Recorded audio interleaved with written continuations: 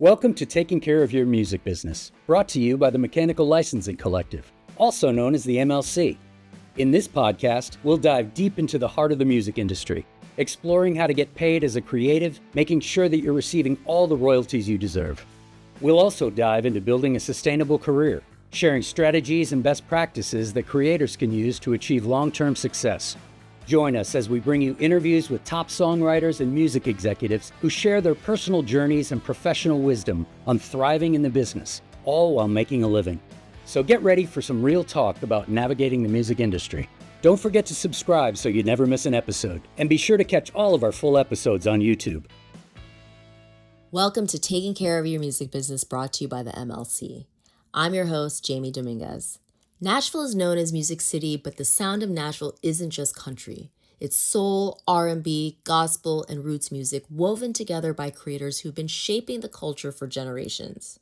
Today's guest has spent his career doing exactly that. Shannon Sanders is a 3-time Grammy winner, 3-time Emmy winner, and Dove Award-winning musician, singer, songwriter, and producer. He's collaborated with India Arie, John Legend, Chris Stapleton, and countless others across genres. But Shannon isn't just creating music, he's shaping the industry itself. As executive director of creative at BMI, he nurtures music creators at all levels and builds community. I sat down with Shannon on Music Row in Nashville to chat about how being a creator has influenced him as an executive and how being an executive reshapes his creativity and perspective on the music business. Here's my conversation with Shannon Sanders. Okay, I'm gonna do just a quick little bio read or excerpts because you have a lot. You've done a lot. If you're ever questioning your path and your accomplishments and your relevance. Hey, tell you what, been running, but I'm not tired yet. How about that? We are here today with Shannon Sanders, Nashville-based musician, producer, songwriter, and now executive, who currently serves as executive director of creative at BMI's Nashville office. He's a 3-time Grammy winner, a Dove Award-winning songwriter and producer, and now 3-time Emmy winner. You just won your 3rd Emmy. Congratulations. Thank you.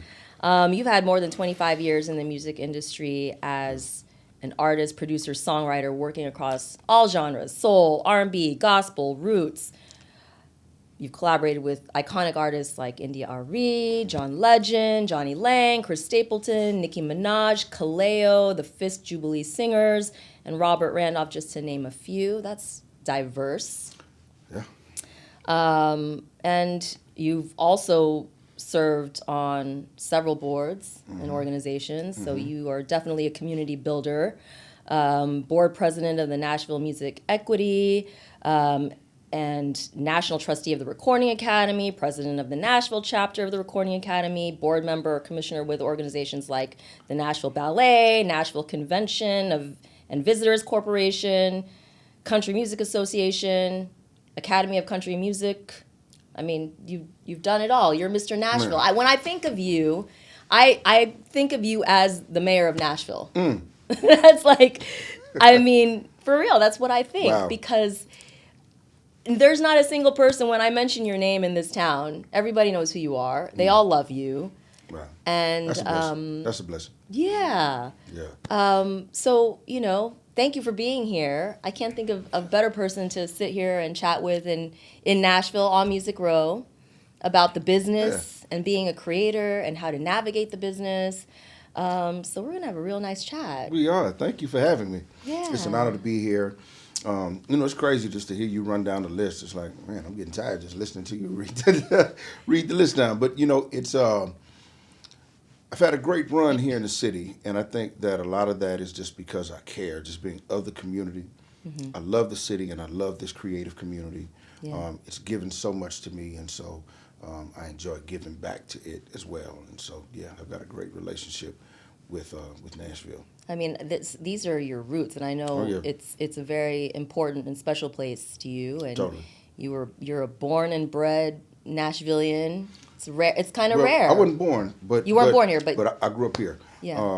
I've been here since I was a young child, and so Nashville is home for sure. And I love it. And you've seen all the changes. Seen all the changes. Which it's really exploded. How do you... Has that impacted the music community here in a positive way? You know, it really has. It really has, because for so long, and shout out to the country industry, right? Nashville is the only city that can say it hosts a major genre of music exclusively. No other city can say that it hosts a major genre the way Nashville hosts country. But there's always been so much more going on here.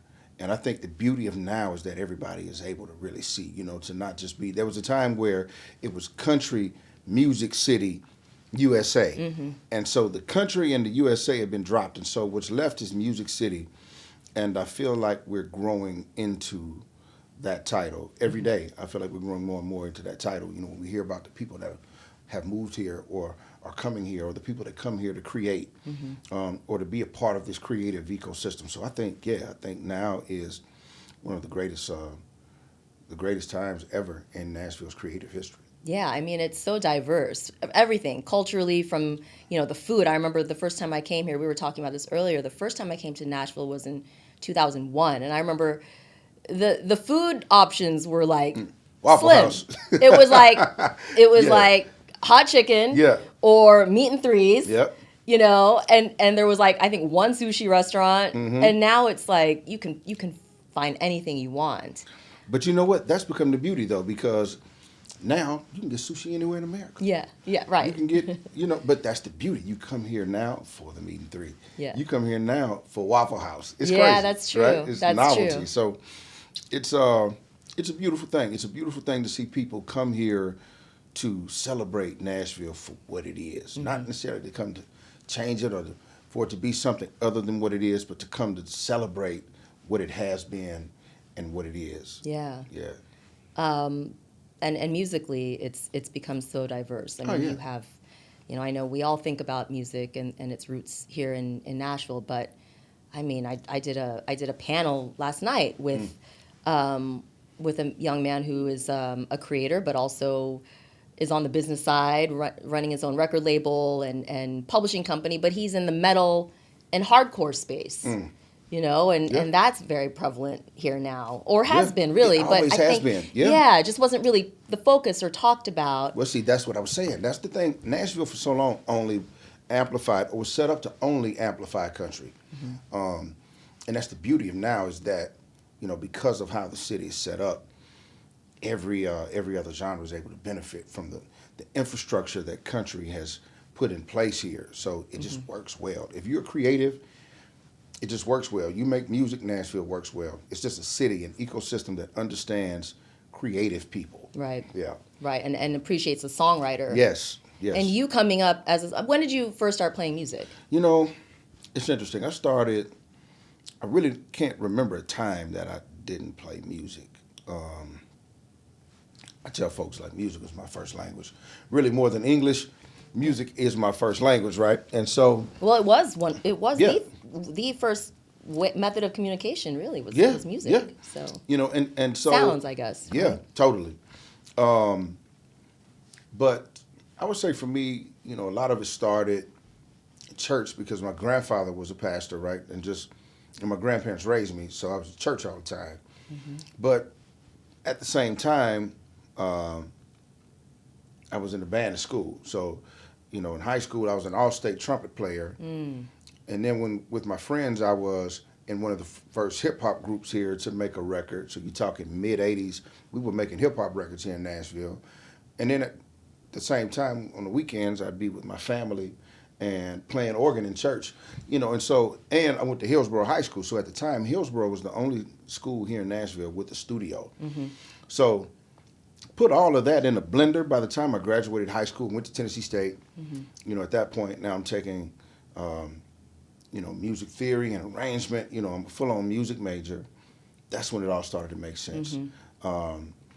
So, yeah, I really, just to answer your question, I really can't remember a time not playing music. And then I have a lot of very musical people in my family. Like my mom and I actually talked about it this morning. Like I've got several cousins that play and sing. And so I just come from a very talented family and on both sides. Right. So, Yeah, I think it was just meant to be. It's just Yeah. in your blood, and It's it just comes through you. Yeah, it just is. Which Yeah. is the case with most creatives, right? Yeah. It's just something that you're channeling almost. Very much so. But the church is always sort of a through line, I find, especially here in Nashville, and there are a lot of musicians that come from the church, and that's where their training ground is. Well, I've heard it said that the black church especially is the black music conservatory. Mm-hmm. And it's interesting because, I know for me, it was somewhere I could go pretty much every day and rehearse. And so you're talking about a situation where you're able to rehearse in the venue that you perform every week. Yeah. So it's a residency, basically, and it stays set up. You walk in, you flip a switch, and everything comes on. And you sit in this one spot, and you play for years, and you dig in for years. And so after school, high school, I get my stuff done. I go down to the church. I might even go to the church and do my homework. My buddies would meet me there, and we'd play. And you're developing without realizing you're developing, but you're developing exponentially, especially being young like that and immersed in it that way.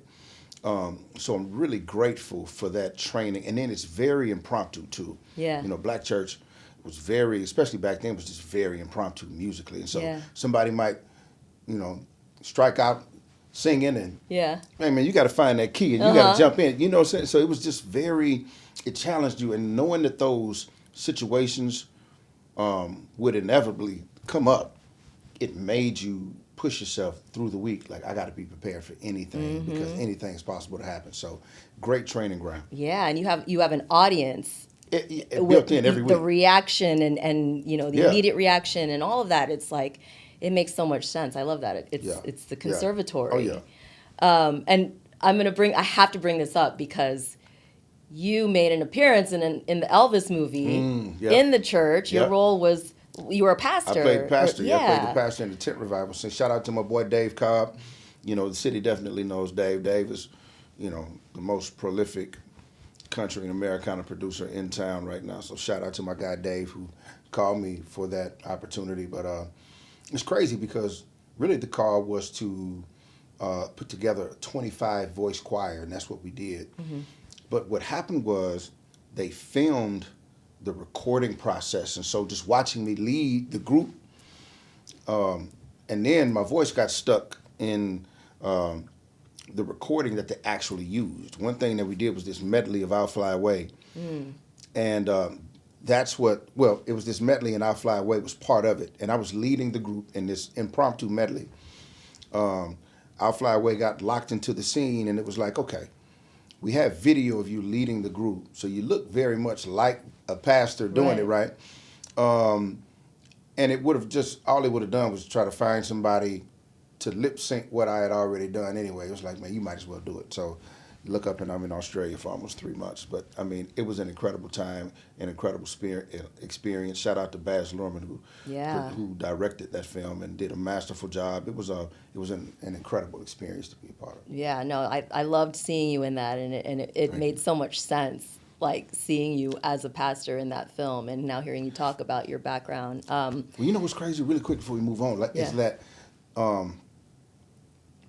I got to channel my grandfather. Oh, wow. In a lot of ways, like even the way the character looked. I had to cut all this off, right? Mm-hmm. But I looked a lot like my grandfather in it, and the most beautiful part about it for me was I got to wear my grandfather's robe in that scene. So the robe I wore in that scene was my grandfather's robe. So I took it to Australia just in case it was as simple as a black robe. Just in case wardrobe required just something that simple, a black robe, I have that. Things of his that are just precious to me, and I keep, and his pastoral robes are part of that. And so I took a few of them, and that one worked. And so probably most grateful for that I was able to honor him in that moment and in that way. That's beautiful. So let's take it back to you as a creator and your kind of musical journey, because we were talking about all the diversity that sort of erupted in the last several years, obviously, but you were navigating it early on in your life when it was still very country focused, at least to the outside world. I mean, if you're here, if you know, right? If you know, you know. But how was it navigating the business? You know, you worked with all these artists from all different genres. What did you know about the business? Like starting out young and growing into it.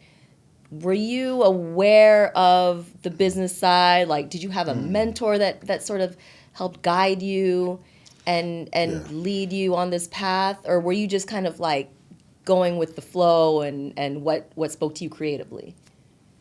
I think it was more that. I think that it was more community. It wasn't one person. It wasn't a mentor as much as it was community of us just figuring it out. You know what I mean? There was just a group of us trying to figure it out.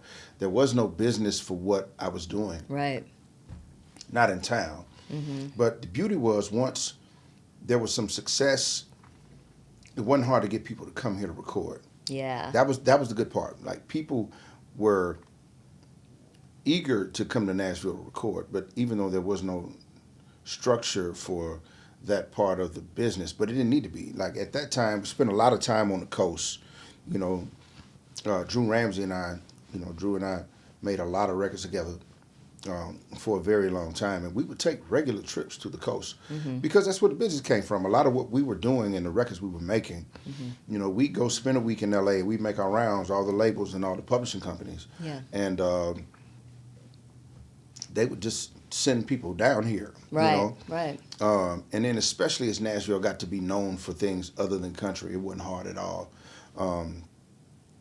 We found ourselves quite busy. But yeah, early on, it was a trip because, but I think in a way it really toughened us up, though. Mm-hmm. Being told no so much here, there just was no opportunity here for what we were doing. And so we had to go and create it. And like I said, by the time we started to have success out of here, it wasn't hard to get people to come here and be a part of everything that the city was creatively. See, that's when all the things we talked about kicked in. That's when people would come and realize we have the greatest studios in the world and we're some of the greatest musicians and songwriters in the world. And, and then we take a break and then they want to go to a meeting 3. You know what I mean? So that's when Nashville got to be Nashville. And, we really got to showcase Nashville and to show people that it was a very special place and it was possible to record things here other than country. Yeah. I mean, and I appreciate that Nashville has this sort of balance of, they write from 9 to 5 like a regular job, and then they go home to their families and have dinner, and then if they want to go to rehearse after that, they can. But they always make that space and time to go back to their families and do what they do in real life. Well, great work-life balance. It's hard to write songs when you're not living life for real. Mm-hmm. And that's the thing I think people here get, especially then, was that you got to live some life to have something to write about. Right. If the songs are going to be of substance. We can sit here and make stuff up, but, but if you just get out and live your life, you have a lot more to talk about. India, we talked about India Ari. She talks about how she met the legendary Cicely Tyson. And Cicely told her, she says, that Cicely grabbed her arm, right? She could tell that she was just kind of pulling back, and she grabbed her arm, took her by the arm, and tapped her arm, and told her that she had to break that shell and let life touch her. And that to me is so profound. I feel like we should all do that, like not be afraid to live our lives, not be so precious with our lives, but to really feel the human experience. And I believe that the more we feel the human experience, the more we have to talk about. That's what it's all about. And speaking of that, writer's block, I tell folks all the time, writer's block, to me, that's a falsehood. Writer's block for me is an attempt to lie. Because your truth is always available to you. If you're having writer's block, it's because you don't have enough experience or you're not really feeling what you're talking about. You're trying to force something that's not real to you in the moment. But your truth in the moment is always available to you. You might want to write a song that talks about the sunshine, but it might be raining that day. So if the sunshine song isn't coming, then write the rain song. Right. Because that's what's available to you today, and it's real and authentic to you. Yeah, no, that's so real. That's so true. It's like, that's what resonates. That's what connects us to music. Is no matter what the lyrics are, I mean, everybody interprets it their own way, depending on what they're going through, right? And that's the beauty of music as a language. that can speak to everybody. Totally. Well, you know, one thing I tell writers a lot is write mirrors, not portraits. You know, we can stare at a portrait. I mean, you know, you look at, you know, let's take the Mona Lisa. You look at the Mona Lisa, you look at it for a few minutes and appreciate it for what it is, and it's arguably the most famous painting in history. You look at it for a few minutes. But I look in the mirror several times a week and just bar my head out. Yeah. And I'm in the mirror for 20 minutes. We spend a lot more time looking at ourselves, and I think it's the same thing with these songs. I think that when you write songs where people see themselves reflected, not just you, when people see themselves reflected in something you create, I think that it's really powerful. So that's what I mean by write mirrors, so that people see themselves reflected in this shared experience. No, that's really a sort of perfect way to put it, because that's true. I want to go back to something we just talked about, which was, you know, kind of the things you learn along the way. And I always say there's a certain level of street smarts you have to have in this industry. I get that. You know what I mean? Like, I you agree. can't, you can learn things in the classroom, but you can't learn the business. The business. Yeah. You know, it's so complicated and it's so situational, and you're dealing with personalities, and there's no rule book. Right. And you have, it's one of those few industries where you don't have to have unless you're a lawyer or an accountant, you don't have to have a degree, you don't have to have a license. Right. Any Joe off the street can come up to you and talk a good game and say they're going to manage you. Yeah. Or sign you to their record label. Yeah. You know, and so there has to be some real savvy street smarts involved. And some of these things you just learn along the way by making big missteps and mistakes. Yes. And having to go backwards and start all over again. But what were some of give me an example. Can you give me an example of a lesson, a hard lesson you learned along the way that really transformed kind of how you approach things, or never again, you'll never make that mistake again? And maybe let's frame it specifically, because now you're at BMI, which is, you know, that's a very complicated, complex part of the industry that most people don't understand. Yeah. The creators definitely mostly don't understand, or they shut it out, have someone else handle it. And a lot of people on the business side don't even understand it. So, you know, talking about copyright and ownership and publishing and the intricacies of royalties. Yeah. How did you first learn that lesson? You know, it's interesting because a lot of times, you know, like a lot of us, trial by fire. You know, it's not until you get burned or something happens, a lot of times, that you learn from it. You know, made a lot of mistakes and learned from my mistakes. And I think that that's the beauty of being at BMI in this season, is that I get to try to keep people from making some of the mistakes that I made. It's like, listen, I can tell you to duck. Like, you're coming up on this thing, you see these stitches? Yeah, that's because I didn't duck. You should probably duck right here. It's the same sort of thing. Like, you might not want to sign that, or you might want to look for this language in a contract, or, you know, those kinds of things. But that's what I would say. I would say that, you know, getting into situations early on and then getting out of them, I probably learned the most from over the years. But, you know, I can't necessarily point to one thing. There have been lots of things. I mean, just like anybody in any industry, you know, you have your missteps, but the power is in learning from them. And, you know, and just showing up the next day, you know, get up and, you know, keep trying to keep fighting. But there's always that, to, you know, to what you said, there's always somebody out here. There's always somebody trying to get over. You know, there's always somebody that's looking out for their interests. There are people that you think are looking out for yours and may not be, you know. And so I tell people all the time, especially creatives, that the best thing you can do is educate yourself as to the business. Like you said, managers, you know, anybody in management is really running your business. You're the business owner as the artist, right? As the creator, You're the business owner, and so you're hiring someone to run your business. Correct. But you should know how to run your business. Absolutely. That's the thing. And so not just take somebody's word for everything. So I would say it would be that, early on, there are things I just didn't know. I knew how to make music, and that was it. I didn't necessarily understand the business around that. And it wasn't until business was done that I understood. And so it was like, okay, had I known, I would have negotiated differently, or this would have been differently. We could have talked about this or that. But hey, at some point, water under the bridge, and then you live and you learn. And so when you get into your next situation, you know better, and then being where I am now, like I said, I get to take my experiences and package them up in a way that help other people. Yeah, that's very valuable, for you and your knowledge and all your experiences as a musician and a songwriter and producer who's had success and who's had missteps, of course, Oh, yeah.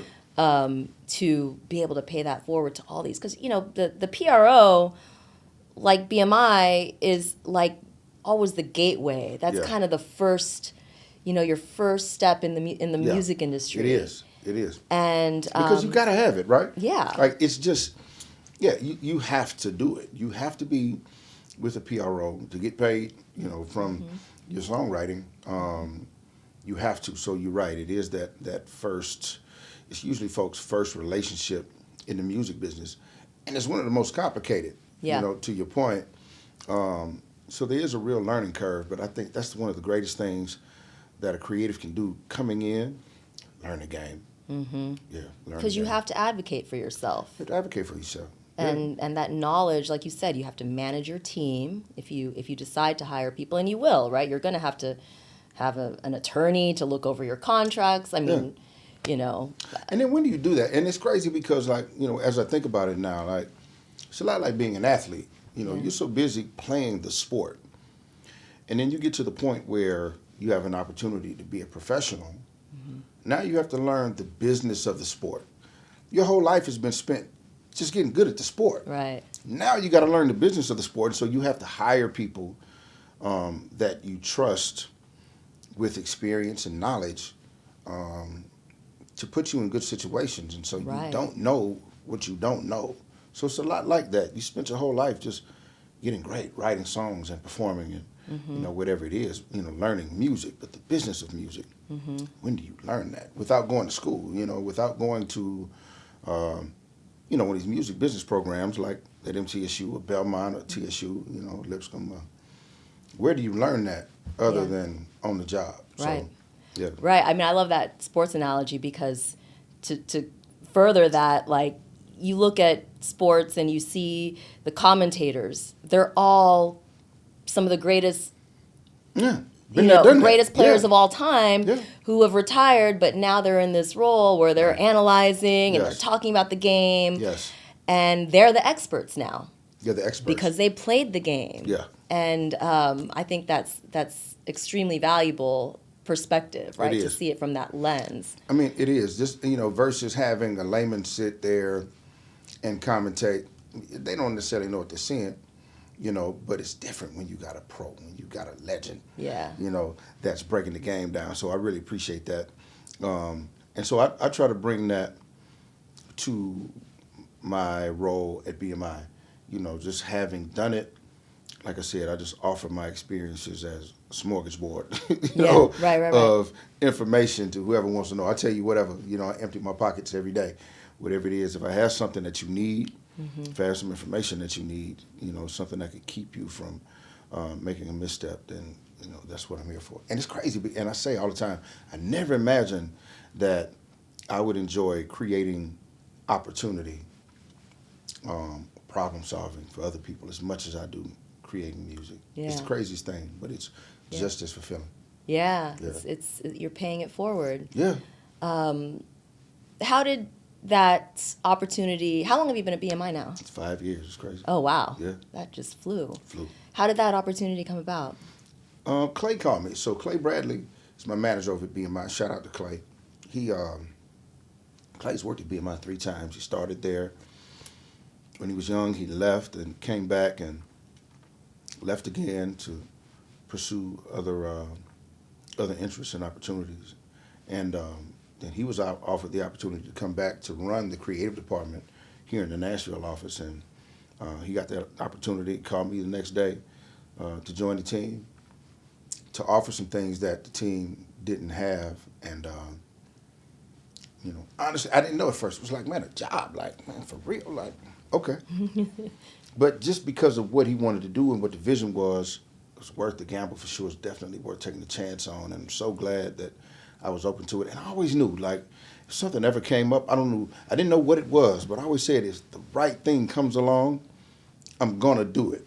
Yeah.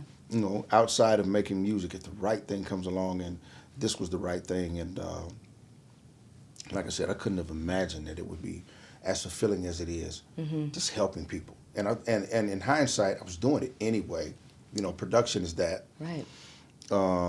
But my phone would ring anyway a lot of times, just with people trying to figure things out, navigate the game. And so you were already doing it. I was already doing it. For your friends and your peers and collaborators, yeah. So BMI just gave me a platform to do that, and office hours to do that, and at the same time, just the power of the brand and the logo and the resources to go and create, when I say opportunity, like performance opportunities or collaboration opportunities for songwriters and creatives. So, I love it.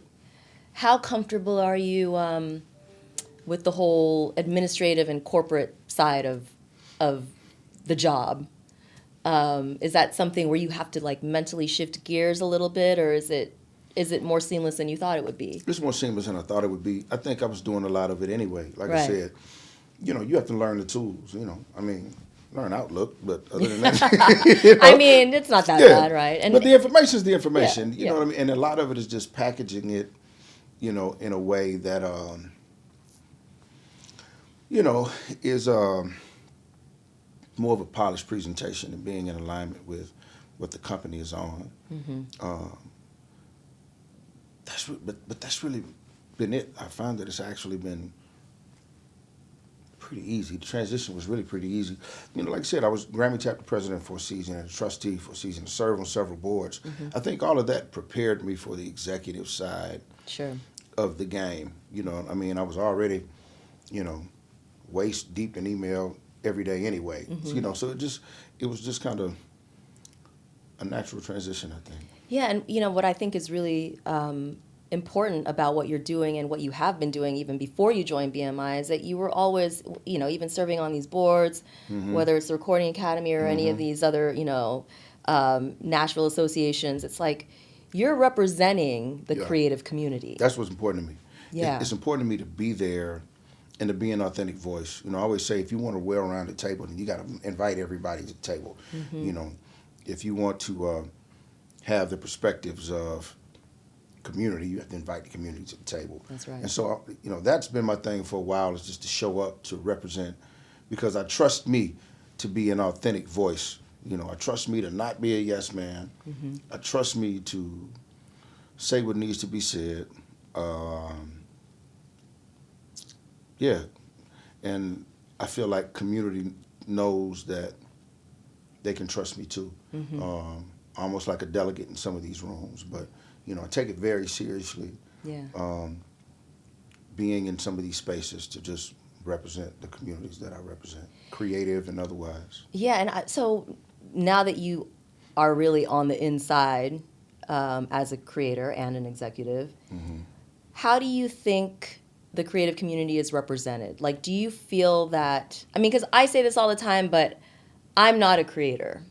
But I'm always out here trying to get creators fired up to get involved and to use their voices and to really advocate for their community, because you can't complain about the system and the injustices and the inequities and all of that and not do something about it. It's like voting, right? It's like it's a responsibility.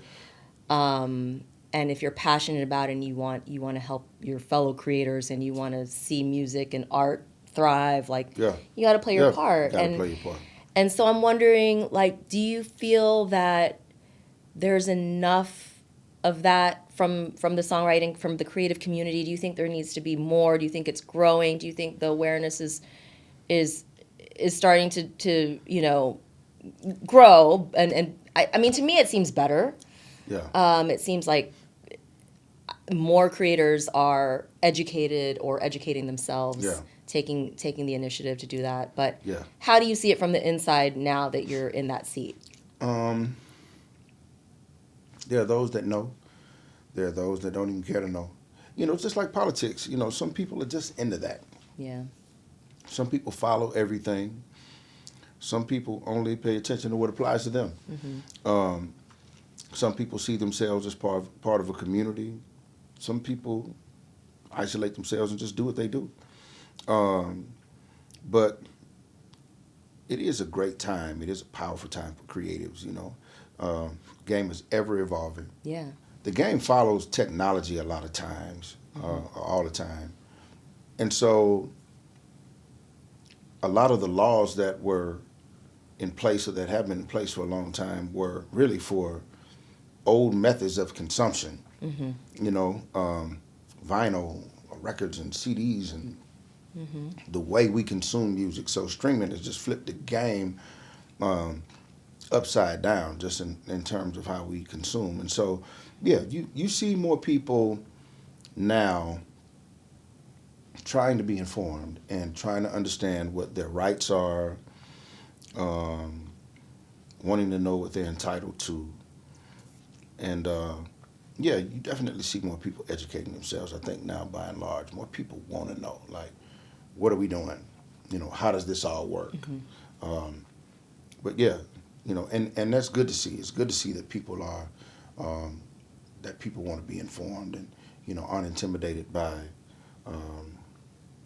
technology or, I don't know. I feel like I'm messing this question up, but no, I mean, you're great. Because I'm really just thinking through it, like, what I mean? No, like, of course. Yeah, but I think people are paying attention, especially right now because of AI. People are really paying attention because people don't want to be replaced. Mm-hmm. People are paying attention. It's people want to know how to get paid. One, that's what you're seeing really more than okay. Here's where it starts right here when you guys talk this at. Right. What I'm seeing is people. People have always been concerned with how they get paid and wanting to understand how they get paid and, where this comes from and, who's lobbying on behalf of their interests for sure. Mm-hmm. But AI is scaring people because what they're worried about is being replaced. Right. This is the first time we've ever had to worry about that. People have always, creative communities always, like I said, in terms of the money, representation, I just want to get what's coming to me. Yeah. AI is scaring people to think, is it coming to me? Or is it like trying to find a way around me? Is the game trying to eliminate the human creator? I would say that that's the biggest concern of the creative community right now is the threat of being replaced. Mm-hmm. Right. But, I think that also is even more reason for a creator to really understand how important it is to claim their ownership. Yes. And make sure that their business is in check, whether it's making sure all your metadata is correct and your catalog is maintained and your songs are registered, and that your publishers or your administrators or your managers, whoever's on your team handling that is making sure everything's collected. Like it's really about IP, right? Protecting your IP. But even to that point, like knowing that you're even entitled to all these things, knowing that you should be on the game. That's business ownership. Like you got to know. If you get into a business, you got to study that business. And there's really no excuse not to know the game. You might have somebody on the team that manages that for you. Yeah. You still got to know. Yeah. You still have to know. You still have to want to educate yourself. Mm-hmm. I kind of want to go back to your how you balance all of this, because you told me before that you used to really, when you first started the BMI gig, that you used to really try to keep things, your creative life and your executive life separate. Yeah. Is that still the case? Because, for me, it seems impossible. Because even on a professional level, like you spend so much time in this industry, it's been 25 plus years. Yeah. My personal life and my professional life are completely intertwined. Yeah. Because these are friends in the business that have been lifelong friends at this point. Right. I spend more time with them than I do with my family. Yeah. You know? Yeah, I get it. And so is that still a thing, or are you kind of leaning in and embracing, you know, kind of what we talked about, you being the creator who's representing that community now in your business and You know, it's interesting because I feel like they naturally sort of stay apart, to be real. Really? With the BMI hat, I'm very locked in on helping you do what it is you're trying to do. Got you. Me making music is still, I'll always do that. You know, I'll be, as long as I live, I'll do that. It's just what I do. Again, it's just part of how I think I communicate or express myself. But I would say that I'm a little more comfortable now at that point of intersection. Yeah. You know, I don't have to try as hard, and I think that that's because my BMI family has embraced that side of me. And I think that they know, too, that it's not a situation where, you know, I'm there and it's about something personal. Like at this point, after 5 years, they see me get down, and they know that when I'm on, I'm on. Yeah. And I very much prioritize our songwriters and our creative community. The music I make, it's the music I make. I've always done it, you know. Yeah. Again, always will. But the job I take very seriously, and I'm very passionate. As passionate as I am about the music, I'm as passionate about what the gig is, which is supporting creative community. It really couldn't be a better fit for me, and I think who I am, because it's who I am anyway. I'm just passionate about community anyway. I'm passionate about people and helping people, especially young people, and helping them level up and helping them understand and avoid potholes, if you will. So yeah, I think it's a great natural fit. It's nothing I have to force to come together or to stay away, you know. But I think that being creative has actually served me well in the role too, because people that know, and I think that they trust me for that reason and know that I have experience in some of the things that they might be experiencing in the moment. So I would say that it served me really well, actually, and being able to bring more of myself to work is probably, not even probably, it's definitely made me better at the job. Being able to be all of myself and not feel like I have to leave a part of myself at home. Yeah. Are you still able to make music and create as much as you'd like? Yeah. That's the beauty of now, too. You don't have to be sitting in the studio. Yeah. You know, you got a laptop, you can do it now. You know, and that's the thing, like there are enough hours in the day to do that. You know, I break my day up, I say, you know, work 8, play 8, rest 8. You know, so what I do in my play 8 is on me. You know, got a lot of days, being my days of 12, sometimes more, you know what I mean? But that's the nature of it, but I love it. You know, I love it. So there are days where I get to do it more than others in terms of making music, but the beauty is now the autonomy as a creator. You don't have to be strapped down in a chair in a studio to do it. I can be on vacation. If I got a laptop, I can do it. I can be, you know, I have ways to express my creativity or to capture it on the go. Yeah. You know, if I'm inspired, that's the beauty of the phone. Like, man, these cell phones are one of the greatest innovations in music technology ever. You know, just being able to capture an idea like that in real time. Voice memos, let alone Pro Tools.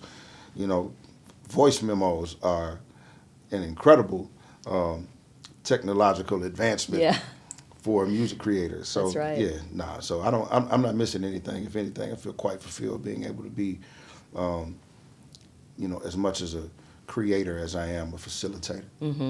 I love that. No, that's great. That's because I think it's super important because, you know, I mean, you've managed to find the creativity in the business that also allows you to thrive on the creative side still. Yeah. It's truly like balanced, it seems like. And well, you know, and I see it more like, it's not like making music is not so much what I do, it's more who I am. It's more like being a parent. Yeah.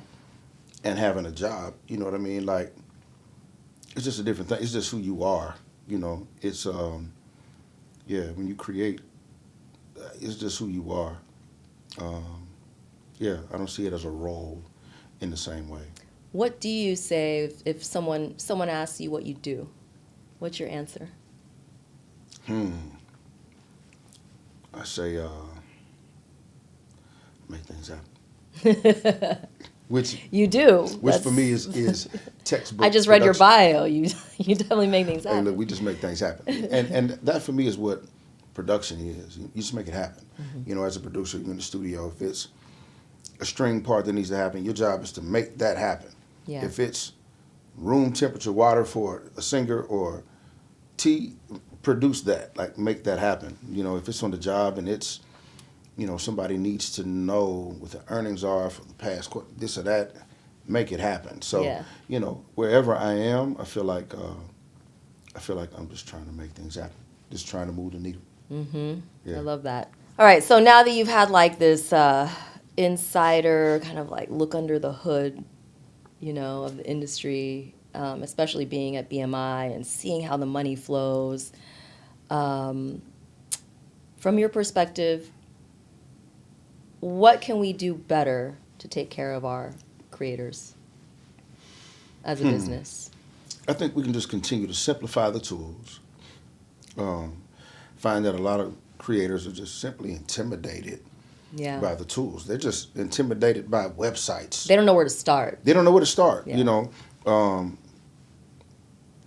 I mean, you'll jump on a computer and, into a DAW all day, into Pro Tools or Ableton or Logic all day and make music. But when it comes time to log into an account, oh my God. Yeah. It's taboo. So I think that, I think as an industry, I think what we can do is continue to simplify tools, especially for older people too, for older creators.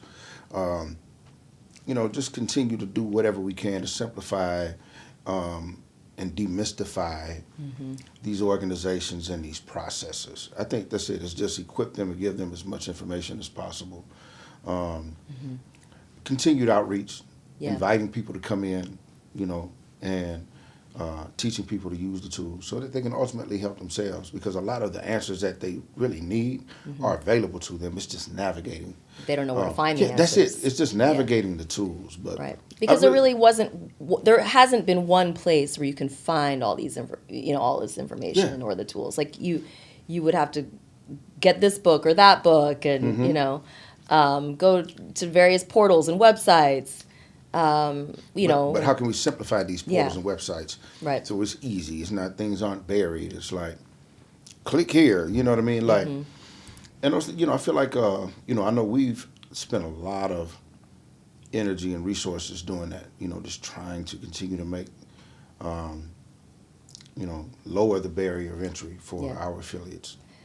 And that's, that's a reason why the MLC exists in the first place, is because, a law was passed, the Music Modernization Act, and the Copyright Office saw this gap, they saw a gap where, like, well, where's one place everybody can go to find all the rights holder information? There you go. We need to build it. There you go. Yeah.